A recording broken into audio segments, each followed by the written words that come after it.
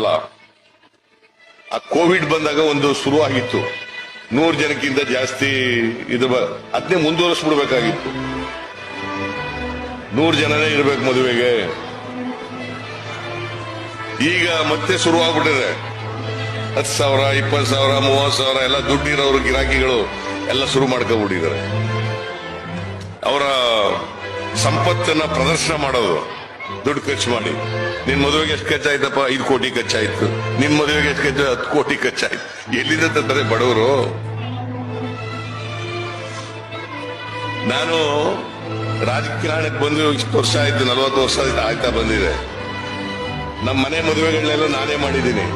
ಇವತ್ತಿನವರಿಗೆ ನಮ್ಮ ಊರು ಬಿಟ್ಟು ಈಚೆಗೆ ಬಂದು ಮದುವೆ ಮಾಡಿಲ್ಲ ನಾನು. ನಮ್ಮ ಮನೆಯಲ್ಲಿ ಎಲ್ಲ ಮಕ್ಕಳ ಮದುವೆಗಳು ಕೂಡ, ನಮ್ಮ ಅಣ್ಣನ ಮಕ್ಕಳ ಮದುವೆ, ನನ್ನ ತಮ್ಮನ ಮಕ್ಕಳ ಮದುವೆ, ಎಲ್ಲರ ಮದುವೆಗಳು ಮಾಡಿರೋದು ಕೂಡ ನಮ್ಮೂರಿನಲ್ಲಿ. ನಮ್ಮೂರ್ ಬಿಟ್ಟು ನಮ್ಮೂರ್ನೆಲ್ಲ ಹಿಂದೆ ಹಳ್ಳಿನಲ್ಲಿ ಮದುವೆ ಮಾಡ್ತಿದ್ರೆ ಚಪ್ರ ಹಾಕೊಂಡು ಹಂಗೆ ಮಾಡೋದು. ಈಗಲೂ ಸರಳವಾಗಿ ಮದುವೆ ಮಾಡ್ಕೋಬೇಕು. ಮದುವೆಗೋಸ್ಕರ ಖರ್ಚು ಮಾಡಬಾರದು. It's A waste.